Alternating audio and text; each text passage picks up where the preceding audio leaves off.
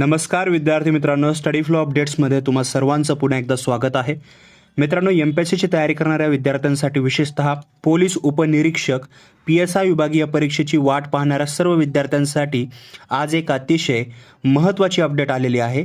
17 August 2026 रोजी महाराष्ट्र लोकसेवा आयोगाने एक नवीन प्रसिद्धीपत्रक जारी केलं आहे. चला तर मग आजच्या व्हिडिओमध्ये आपण अगदी सोप्या भाषेमध्ये समजून घेऊया की या पत्रकामध्ये नेमके आयोगाने काय माहिती दिलेली आहे. चॅनलवर नवीन असाल सबस्क्राईब करा, बेल आयकॉनवर प्रेस करून ऑल नोटिफिकेशनवर क्लिक करा. तसेच हे PDF सर्क्युलर डॉक्युमेंट्स किंवा प्रसिद्धीपत्रक जरी मिळवायचे असेल तर व्हॉट्सॲप टेलिग्राम ग्रुपवरती मिळून जाईल. लिंक डिस्क्रिप्शनमध्ये आहे. आणि जर याचं मराठी स्वरूप वाचायचं असेल तर डिस्क्रिप्शनमधल्या पहिल्या लिंकला क्लिक करा.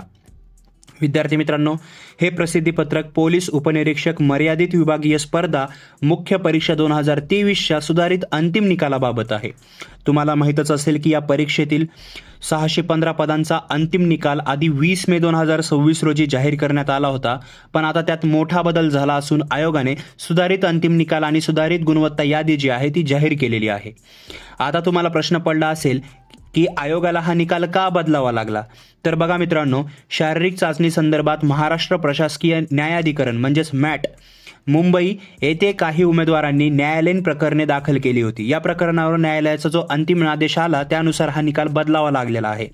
यामधील सर्वात महत्त्वाचा आणि मोठा बदल म्हणजे यापूर्वीच्या निकालात अराखीव गटातून 614 क्रमांकावर शिफारस पात्र ठरलेला जो शेवटचा उमेदवार होता तो आता या नवीन सुधारित यादीनुसार दुर्दैवाने नाशिफारस पात्र म्हणजे नॉन रिकमेंडेड ठरलेला आहे.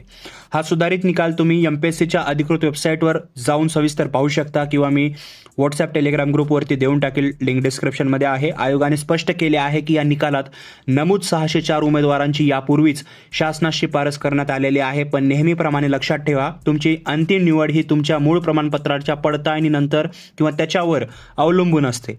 जर आवेदनपत्रातील कोणतीही माहिती चुकीची आढळली तर उमेदवारी कोणत्याही टप्प्यावर जी आहे ती रद्द होऊ शकते. आता सर्वात महत्त्वाची गोष्ट अशा विद्यार्थ्यांसाठी ज्यांची निवड या यादीत झालेली नाही, म्हणजे जो ना शिफारस पात्र ठरले आहेत.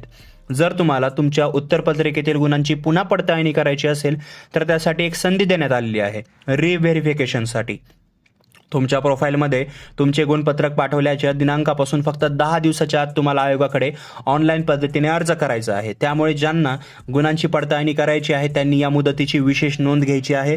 तर विद्यार्थी मित्रांनो, ही होती PSI मर्यादित विभागीय मुख्य परीक्षा 2023 बद्दलची सविस्तर माहिती. तुमच्या ओळखी जे कोणी या परीक्षेशी संबंधित असतील त्यांच्यापर्यंत हा व्हिडिओ नक्की शेअर करा. याबद्दल तुमचे काही प्रश्न किंवा शंका असतील तर खाली कॉमेंट बॉक्समध्ये नक्की विचारा. अशाच अचूक, खात्रीशीर आणि सोप्या भाषेतील माहितीसाठी आपल्या स्टडी फ्लो अपडेट चॅनलला सबस्क्राईब करायला विसरू नका. भेटूया पुढच्या व्हिडिओमध्ये एका नवीन अपडेटसोबत. तोपर्यंत हा व्हिडिओ पाहिल्याबद्दल धन्यवाद.